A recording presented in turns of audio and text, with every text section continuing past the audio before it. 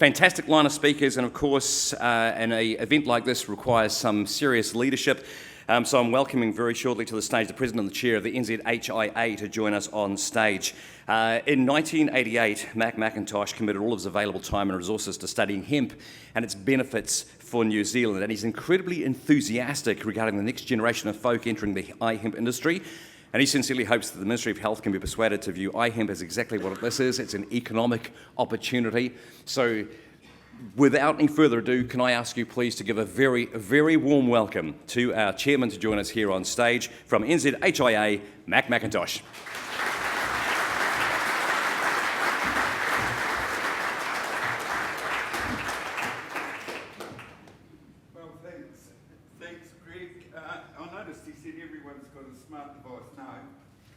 Not everyone.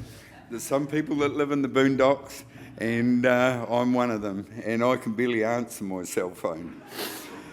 The other thing is, I do want to thank Midlands, and I hope that we can embarrass them or persuade them into becoming a member. They were excellent last night, absolutely brilliant, and all the people I don't know who are the sponsors. I put together a 40-slide presentation. I ran through it 25 times, none of them were the same, and I just thought, look, every 30 seconds, change the slides, and I'll just go with it along the way. And if I run out of time, I think it's Rich of Richard Barge wanting me to get it all done in 20 minutes. I'm a blabber, shutting me up is almost impossible, but we're sticking to the timeline and we'll get there. If you can't get all the information that I'm giving you, the presentations are available online and you can download them and see the things that are there. What happened? 1988, I was involved in the fishing industry. Took us 4 years to get some progress there. I was the catalyst. I hate seeing the people that do the work and get their hands dirty and get blisters on their hands not getting the money.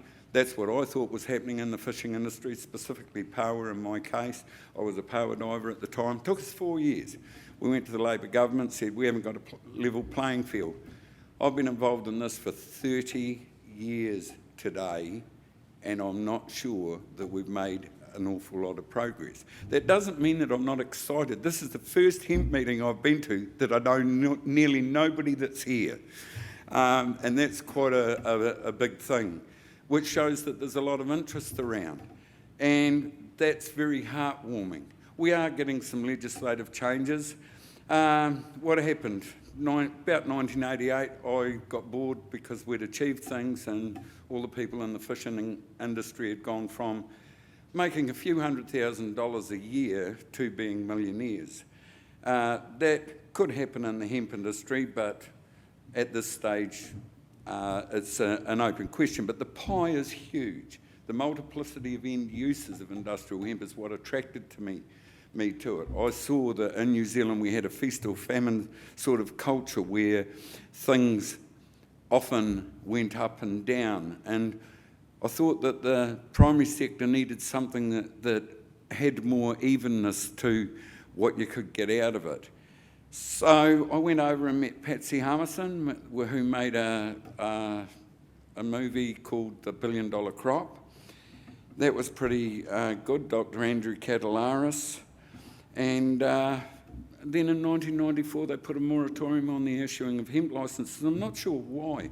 I can't have been the only one asking for those licences. But Richard invited us to a hemp stall up at Sweetwaters in Auckland, and we met Phila DeBunkle, who was collecting signatures for free breast screening for women, and we helped her get quite a few, and she said if she was ever in a position to help, she would. And about 10 months later, she was Minister of Customs, and she funded the interagency working group on the cultivation of cannabis for industrial purposes in New Zealand. And in my opinion, none of us would be sitting here today if it wasn't for Phila DeBunkle. Another thing I'd like to say is everybody's got their own ideas of what happens, how things develop, that sort of thing. This is my take on the history. It's not necessarily the take, and everybody has something to offer. As people get to know me, they'll know I've got a quote for everything. one of my quotes is, you never know what's under a rock until you turn it over. And I love people and their innovation and how they come up with these ideas that you've never even thought of. And part of the presentation that I've got up there is all of the sorts of things that can and are being made from hemp. But what's being missed out on? We've got the hemp seed foods legislation coming in. This started off with, I think Phil Warner's here somewhere, an application A360 in 1999, I think. And now it's 2018, and we're only just getting a complete mongrelization of what we first sought at that stage, which really is an indictment of the government. They really need to be assisting, not getting in the way as far as I'm concerned. I knew when I started this it wouldn't be easy, but I seriously didn't think it would take 30 years. And 30 years and it's not over. And I have another saying, surprise, surprise, even monkeys learn eventually, which I say to my son often. And my brother-in-law said to me, well then, how come you haven't? Because he's quite puzzled. He's saying, but where's the money? Why is he doing this? Where's the money? Well, that's the interesting aspect. Right at the beginning, when I was involved, I saw a lot, but not all of the crops. And I went around the country looking at them and that, and very quickly I realised that people were able to grow it, but what are we going to do now? Nobody had any clue of what, well, most people didn't have a clue, perhaps because they were little people like me, of what they were going to do next. And also, this is only my view, I looked at the cultivars available and I thought they were all rubbish. So I met a guy called Professor John McPartland, and him and I entered into a partnership, and he provided me with some base seed stock from the Golf Institute in Canada, which is closed now, and I've been developing those seed stocks over the past 20 years, and at some stage in the next year or so we'll put them out on the market and see what people think. But the reason for doing that was I actually thought in modern terms the productivity of many of the cultivars wasn't that great. So that was why I started to get involved with the research and breeding, and the breeding is just absolutely brilliant. I think I can't be challenged when I say I'm the only person that I know that's lived in a hemp crop for 4 years, because I had a wee hut right beside the hemp crop and I had a bath right in it. And I've got pictures to prove that. This was an exciting time. It became boring at some stage. I can remember when TV3 came down to Massey University, and they were wandering around in there claiming that they were all feeling a bit silly. And that shows you the sort of attitudes that people have. They'd only been there for 30 minutes and they're peeking out from between the leaves and giggling and all that sort of thing. And that happens even with the police. For the first 45 minutes, it's a waste of time talking to them. They're not interested, they want their photo taken with it. Take a photo of me beside this plant, it's huge. And it's legal. And then you get past that and you start to, even with the scientists, they're just as bad as all the rest of us. And they're quite amusing. The only people that haven't come have been any of the authorities. I've never had a single authority apart from Tony van der Lem, and that was only because we were growing on his brother-in-law's farm. That doesn't mean that scientists and that haven't visited. Dr. Mike Nichols is going to be talking later. We had some very good and interesting crops up at the Massey University Fruit Crops Unit, and that was quite an exciting time. And initially there was sort of a bit of a, well, we're doing something that nobody else can do. Now it's become very boring of, oh no, when are we going to make some money? Because I'm the sort of, I would tell you with no fear of being challenged, I am the world's worst capitalist. I cannot make money in spite of myself. The only time I ever do, and I've been a millionaire 3 times, but me and money don't have a very brief association. Doesn't stay with me very long. I've always got another project that I've got to get on to, although I'm running out of time now. And that was interesting because I told Damien O'Connor this about a week ago. You know, I'm 70 now, for goodness sake. He said to me, but you drink hemp tea every day, don't you? Yeah. Eat hemp seeds every day? Yeah. Oh, you've got another 30 years, Mac. Well, that wasn't really the answer I wanted.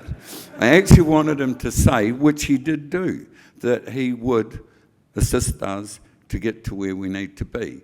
Where do we need to be, or where are we at right now? We're at it's an exciting time. I don't want to be depressing about it, but it's also quite a difficult time because Medicines Control want to change the objects of the legislation. And the objects are fine. They define what industrial hemp is. It's below 2.35% THC. Simple. There's no need to change it. And they want to change the products to ensure that therapeutics are not part of the revenue stream. Why? The Medicines Act covers that.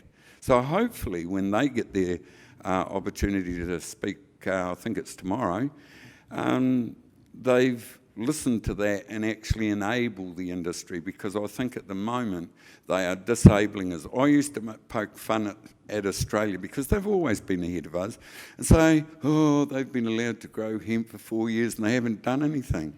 Well, we've been allowed to grow it since 2001.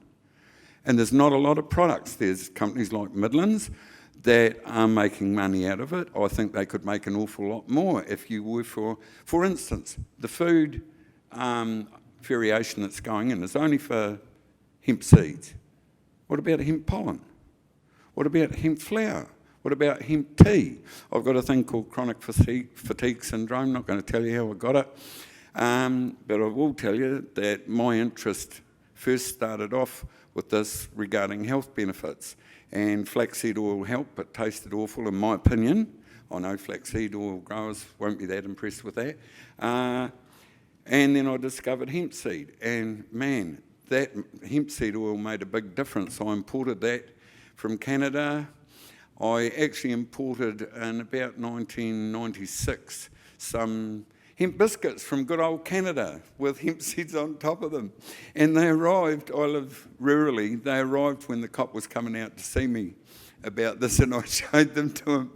And he had a wee bit of a fit and took them away, and I got a phone call about 3 weeks later. Have you got any of those biscuits left? Yeah, I have. Well, eat the evidence. We're coming over. So we ate the evidence really quickly. But the police have been quite good in regards to this. The main people that I have an issue with at the moment are Ministry of Health. And we used to get on quite good with them. I don't care who you vote for.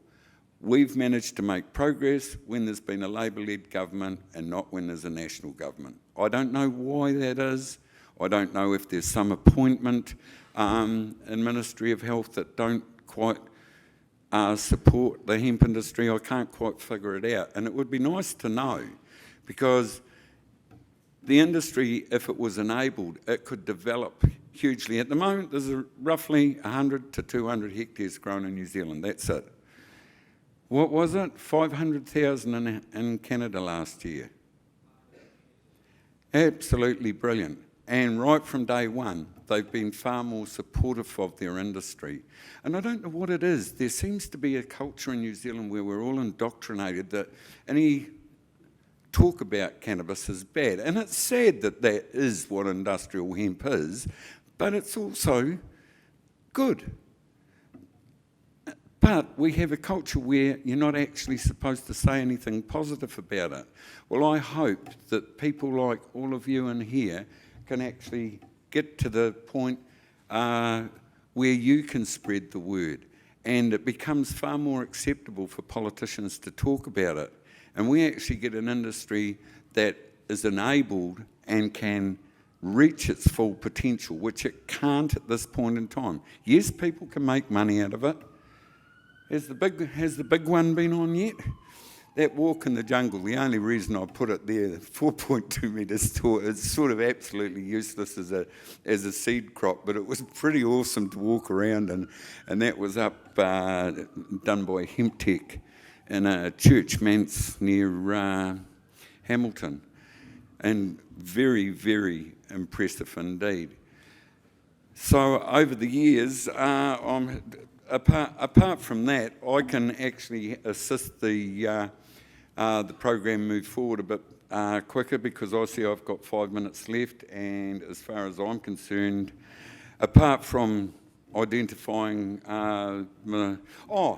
the one thing I did want to say is we're allowed to make products in whole or part from industrial hemp, but Medicines Control won't let us sell any of them. So Chris has got one called No Promises, and I've got one called Utterly Useless, because you're not allowed to say anything positive about them. It cures all the aches and pains that me and my wife have got. My sister's using it, my accountant, hello Clark, is using it. So why can't we do this? These are people that are meant to be working in our best interest. So all I'm asking them is, please do so. And let the people expand this industry in a way that sees everybody having a slice of the pie and making some money out of it.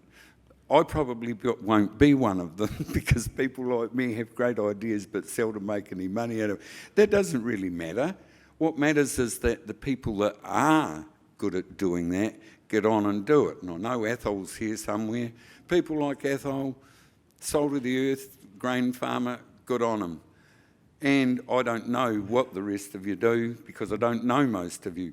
But I hope that you'll be able to take it out there and actually get it functioning and going. And I hope the iwi really grab it hard too and do their absolute best with it. And it will look after you. It's not as easy as we first thought it was to grow, but neither is it. John McPartland, absolutely brilliant. That's why you wear your shirt out as you get older too. It's to cover your belly.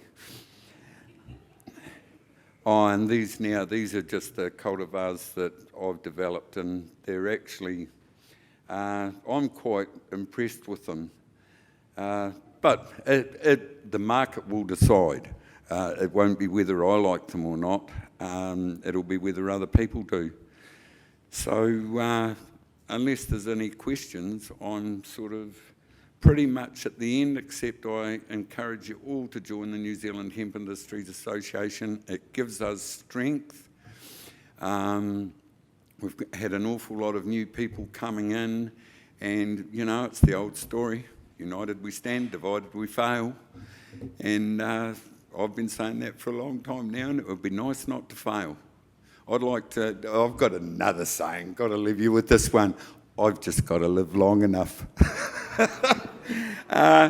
That's me. I think I'll wind it up there, Greg, and keep us slightly ahead of the schedule. Absolutely fantastic. A round of applause, ladies and gents, for the NZHIA Chair, Mack McIntosh.